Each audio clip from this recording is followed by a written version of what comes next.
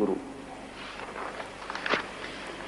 Kemudian yang akhir sekali, Rasulullah berpesan supaya kita jangan duduk melainkan di sisi orang alim yang menyeru daripada berseteruan kepada nasihat. Jangan duduk dengan puak ulama yang ajak orang bergaduh. Ada juga jenis-jenis ulama ni dia kira hasut orang aja. Dia cari hadis dia tembak orang tu, dia cari hadis dia tembak orang tu, dia cari hadis dia tembak orang tu, dia cari masalah khilafiyah dia timbulkan tengah masyarakat. Tak aman kalau dia ada. Tak tenang.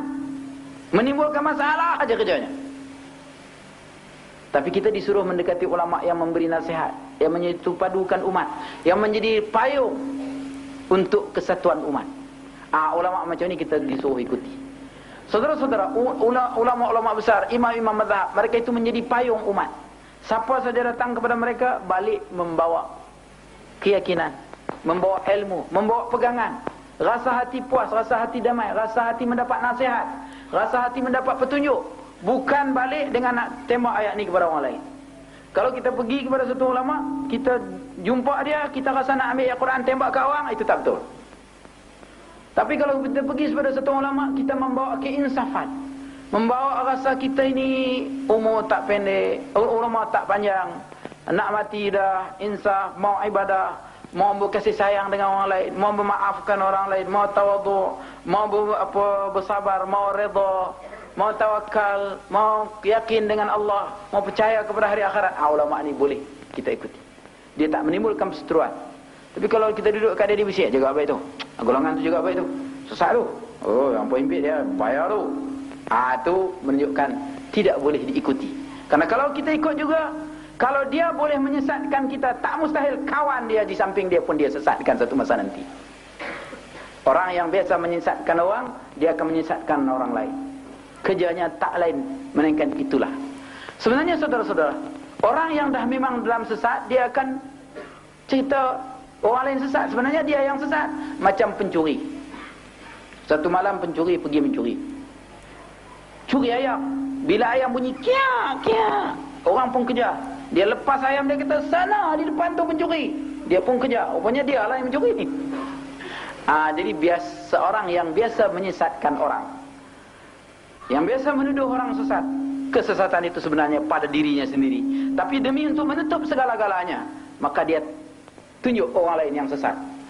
Saudara-saudara yang dikasihi sekalian, ulama yang baik ialah ulama yang memberi nasihat.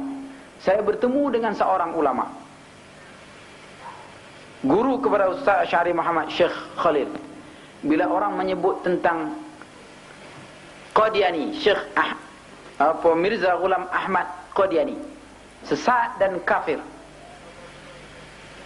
dia berkata sesat dan kafir itu kata orang. Dan dia tak kata Qadiani itu tidak kafir. Dalam hal ini ulama mesti berhati-hati. Bila dah jelas, mungkin pada waktu itu maklumat bagi dia belum cukup. Tapi kalau dah cukup, mungkin dia berani meletakkan hukum. Begitulah berhati-hati dia sampai dah detail betul-betul maklumat yang lengkap, baru dia boleh meletakkan kafir, salah, sesat. Tapi selagi ada perkara yang boleh dipertimbangkan, dia akan pertimbangkan lagi. Dia tidak kata orang itu kafir, dan dia kata orang kata dia kafir. Saudara-saudara yang dikasihi sekalian, kerja ulama bukanlah merosakkan masyarakat, bukan divide and rule, kan? Betul ke Inggeris saya ni? Pecah belah dan kuasai.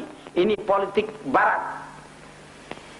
Kerja ulama ialah menjadi payung kepada semua kebaikan.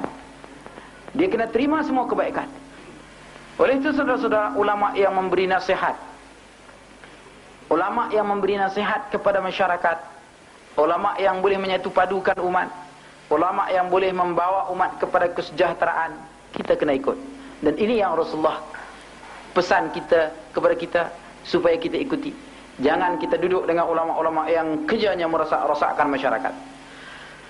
Saudara-saudara yang dikasihi sekalian, akhir sekali, pilihlah orang yang memberi petunjuk kepada kita yang tak cari keuntungan. Ittabi'u man la yas'alukum ajran wa hum muhtadun. Ikutilah mereka yang tidak meminta upah daripada kamu, sedangkan mereka itu dapat petunjuk. Kalau orang itu dalam kerja menyebarkan agama Islam meminta upah, sama ada upah itu dibayar oleh orang lain atau dibayar oleh siapa saja, maka berarti kerjanya kerja mencari upah. Sebab agama ini bukan tempat cari upah.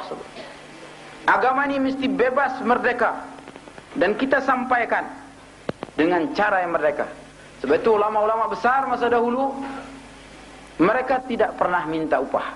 Mereka elak daripada upah. Mereka sanggup menjadi petani, mereka sanggup menjadi tukang jahit, mereka sanggup menjadi peniaga seperti Imam Ahmad, seperti imam-imam besar, ada yang berniaga. Mereka tidak bergantung hidup kepada orang lain. Sebab itu mereka boleh merdeka.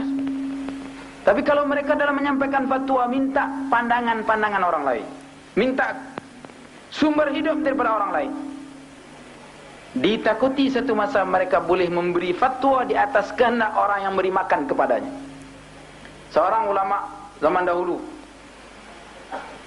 selalu pergi ke pasar, dan orang di pasar itu beri daging kepadanya untuk makanan kucing. Satu masa dia tengok orang di pasar itu telah tak betul menimbang daging, tipu daging. Dia balik ke rumah, dia bagi kucing itu ke orang, dia lepaskan kucing. Kemudian dia pergi tegur orang yang jual daging di pasar, timbangan kamu tak betul. Kata orang tu, saya tak akan bagi daging untuk makanan kucing tuan lagi. Dia kata, saya telah lepas kucing saya tak perlu daging daripada kamu lagi. Begitulah ulama-ulama zaman dahulu menjaga, jangan bergantung hidup kepada orang lain. Sebab bergantung hidup kepada orang lain ini hina sebenarnya. Saudara-saudara yang dikasih sekalian, jadi untuk menegakkan kebenaran, ulama-ulama yang mau menegakkan kebenaran, dia harus merdeka. Dia harus berdiri di atas dua tapak kakinya. Jadi tangan yang di atas yang memberi daripada tangan yang di bawah yang menerima. Inilah yang perlu diasuh kepada para pengikutnya, supaya pengikut ada pendirian, teguh pendirian. Dengan pendirian yang teguh ini, Islam dapat tegak di muka bumi. Saudara-saudara yang dikasih sekalian, saya rasa cukuplah setakat ini pada malam ini. Satu pandangan mengenai nasihat Rasulullah sallallahu alaihi wasallam kepada kita. Dan ini merupakan pembuka jalan bagi saudara-saudara untuk mengikuti kursus dakwah Darul Arqam ini. Dan Darul Arqam ini ialah badan sukarela daripada dulu, yang bergerak lillahi ta'ala sejak awal lagi, dan sentiasa menyeru ke arah kebaikan, mencegah kemungkaran. Dan saudara-saudara yang disekalian, bukan saya nak jawab apa orang kata, tetapi saya nak katakan yang benar berlaku. Tahun 70-an, awal 70-an tak ramai orang pakai serban, kecuali di pondok-pondok sebelah utara. Tapi di Kuala Lumpur, Ustaz Syahri memulakan serban. Sebelum itu ada juga kumpulan-kumpulan pakai serban di masjid Kampung Baru, Kuala Lumpur. Tapi dalam masjid saja, luar masjid tidak. Ustaz Syahri telah memimpin satu kumpulan pemuda yang dapat memakai serban. Tahun 74, gadis-gadis telah mula pakai menutup aurat. Hasil daripada kesan gerakan dakwah, termasuk juga gerakan dakwah Habib. Dan kemudian seterusnya perubahan demi perubahan berlaku.